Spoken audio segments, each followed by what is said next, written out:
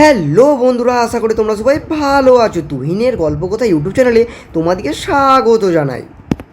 তোমরা যারা 2025 সালে ইন্ডিয়া পোস্ট অফিস জিডিএস নিয়োগে ফর্মটা আবেদন করেছিলে, তোমরা সকলেই জানো জিডিএসের ফার্স্ট মেরিট লিস্ট কিন্তু জারি হয়ে গেছে এবং ইতিমধ্যে তোমাদের ডকুমেন্ট ভেরিফিকেশন শুরু হয়ে গেছে। এবার তোমরা অপেক্ষা করছো জিডিএসের সেকেন্ড মেরিট লিস্ট কবে আসবে। তো দেখো, একেবারে সরাসরি আমি তোমাদের সেকেন্ড মেরিট লিস্টে কবে আসবে সেই ডেটগুলো বলে দেবো এবং তার সাথে সাথে সেকেন্ড মেরিট লিস্টে তোমাদের UR, OBC, SC, ST, PWD এর কাট অফটা কীরকম যেতে চলেছে এই বিষয়টাও তোমাদেরকে আজ ডিটেলসে ক্লিয়ারভাবে জানিয়ে দেবো। তো তার আগে বন্ধুরা, এখনও পর্যন্ত যারা চ্যানেলে নতুন আছে চ্যানেলটাকে সাবস্ক্রাইব করো, জিডিএস সংক্রান্ত এরকমই লেটেস্ট আপডেট পাওয়ার জন্য চ্যানেলটাকে সাবস্ক্রাইব করে দাও আর পাশে থাকা বেল আইকনটিকে অবশ্যই প্রেস করে দাও যাতে এইরকমই কোনো জিডিএস সংক্রান্ত লেটেস্ট আপডেট আমি চাইলে তোমার মোবাইল নোটিফিকেশনের মাধ্যমে সবার আগে পৌঁছে যায়। তো বন্ধুরা, তোমরা সকলেই জানো যে তোমাদের জিডিএসের ফার্স্ট মেরিট লিস্ট অর্থাৎ জিডিএসের প্রথম মেরিট লিস্ট কিন্তু প্রকাশিত হয়ে গেছে এবং তার ডকুমেন্ট ভেরিফিকেশান কিন্তু চলছে।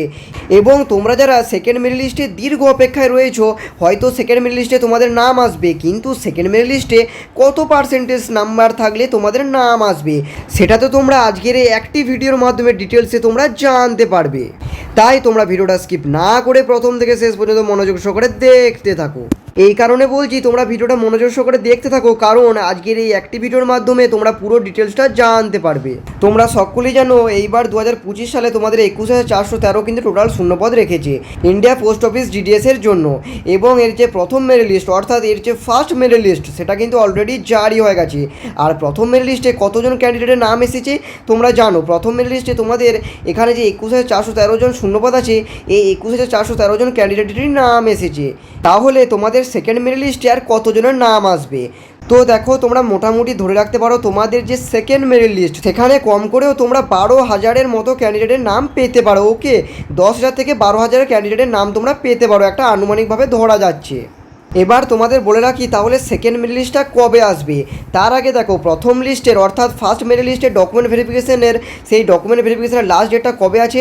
ফার্স্ট লিস্ট অর্থাৎ প্রথম মেরিট লিস্টের ডকুমেন্ট ভেরিফিকেশনের লাস্ট ডেট হলো 7 এপ্রিল 2025 সাল, অর্থাৎ 2025 সালের 7 এপ্রিল নাগাদ কিন্তু তোমাদের ডকুমেন্ট ভেরিফিকেশন ফার্স্ট লিস্টে শেষ হয়ে যাচ্ছে। এবার তারপর পরবর্তী সময় নেবে কিন্তু 5 দিন পোস্ট অফিস। কিসের জন্য না, এই প্রথম লিস্টে কতজন ক্যান্ডিডেট সিলেক্ট হলো, কতজন রিজেক্ট হলো, কত শূন্যপদ রয়েছে এগুলোকে সব একসাথে কালেক্ট করা হয়। ওকে, তো এই কালেক্ট করার জন্য 5 দিন সময় নেয়। 5 দিনের পর কিন্তু তোমাদের সেকেন্ড মেরিট লিস্ট জারি হয়ে যাবে। তোমরা আনুমানিক হিসেবে ধরে রাখতে পারো আগামী 12 এপ্রিল থেকে আগামী 18 এপ্রিল নাগাদ তোমাদের যে সেকেন্ড মেরিট লিস্ট সেটা কিন্তু আউট হয়ে যাবে। এটা তোমরা ধরে রাখো। 18 এপ্রিল এতটাও লেট হবে না, কারণ এইবার তোমাদের যে রিক্রুটমেন্ট প্রসেসের লাস্ট ডেট সেটা কবে রেখেছে তোমরা জানো যে 30 জুন, মানে হাতে তোমাদের 3 মাস সময় আছে। এপ্রিল, মে, জুন এই 3 মাসের মধ্যে পুরো শূন্যপদটা কিন্তু ফুলফিল করাতে হবে। সেই ক্ষেত্রে এতটাও তোমাদের লেট হবে না হয়তো। তোমরা দেখবে 12 এপ্রিল থেকে 15 এপ্রিল, সর্বোচ্চ 15 এপ্রিল তোমাদের কিন্তু সেকেন্ড মেরিট লিস্ট জারি হয়ে যাবে। কারণ এইবার তোমরা দেখতে পেলে প্রথম মেরিট লিস্টও কিন্তু খুব তাড়াতাড়ি এসেছে। ওকে, একেবারে আগের বছরের রিক্রুটমেন্টের থেকে অনেক তাড়াতাড়ি এসেছে। কেন তাড়াতাড়ি? কারণ এই বছর শূন্যপদ কম, এবার তোমাদের হচ্ছে এখানে ক্যান্ডিডেটের সংখ্যা কম। যেহেতু আগের বছর অর্থাৎ 2024 সালে তোমাদের ক্যান্ডিডেটের সংখ্যা ছিল 44,000, এই বছর অর্থাৎ 2025 সালে তোমাদের ক্যান্ডিডেটের সংখ্যা হচ্ছে 21,000, মানে তার হাফ ধরে রাখতে পারো। তো 21,000 ক্যান্ডিডেটের নাম জারি করতে বেশি সময় লাগবে না। এছাড়াও এই বছর রিক্রুটমেন্টের যে লাস্ট ডেট সেটা কিন্তু অনেক সামনে, তো তাড়াতাড়ি রিক্রুটমেন্টগুলো কমপ্লিট করাতে হবে। এই কারণে সেকেন্ড মেরিট লিস্ট কিন্তু খুব তাড়াতাড়ি তোমাদের আসতে চলেছে এবং তোমাদের এই 2025 সালে কিন্তু দুবার রিক্রুটমেন্ট জারি হবে। তাই তোমাদের আগের বছর অর্থাৎ 2024 সালের তুলনায় 2025 সালের কিন্তু শূন্যপদের সংখ্যাটা কিন্তু একটু কম। এবার বলে রাখি সেকেন্ড লিস্টে কাট অফটা কী যেতে পারে বা তোমাদের কত পার্সেন্টেজ থাকলে সেকেন্ড মেরিট লিস্টে তোমাদের নাম আসতে পারে সেটা তোমরা এক্সপেক্ট করতে পারো, সেটা আমি তোমাদের বলে রাখি। যদি তোমরা ইউআর হয়ে থাকো সেই ক্ষেত্রে তোমরা ধরে রাখতে পারো তোমাদের 93% থেকে 99%-এর মধ্যে যদি তোমাদের এত পার্সেন্টেজের নাম্বার থেকে থাকে তবে তোমরা একটা এক্সপেক্ট করবে। দেখো, এটা যেহেতু সেকেন্ড মেরিট লিস্ট, আবার আমাদের ওয়েস্ট বেঙ্গলের ক্ষেত্রে এরকমই কিন্তু কাট অফ যাবে। তাই তোমাদের 93% থেকে 99%-এর মধ্যে সেকেন্ড মেরিট লিস্টে ইউআর ক্যান্ডিডেটদের নাম আসতে পারে। যারা ওবিসি তাদের জন্য আমি বলে রাখছি, ওবিসির ক্ষেত্রে কী হবে 90% প্লাস, ওকে, তাদের কিন্তু নাম্বার থাকতে হবে, তবেই তাদের নাম আসতে পারে সেকেন্ড মেরিট লিস্টে। পরবর্তী আসছি এসসির ক্ষেত্রে ধরে রাখো তোমরা 89%, ওকে, 89%-এর ওপরে যদি থাকে তাহলে খুবই ভালো। আর এসটির ক্ষেত্রে যদি হয়, এসটির ক্ষেত্রে হলে আর একটু কম হবে, এসটির ক্ষেত্রে এটা চলে যাবে 85% প্লাস। ওকে 85%-এর উপরে হলে তবে সেকেন্ড মেরিট লিস্টে তোমাদের নাম আসতে পারে।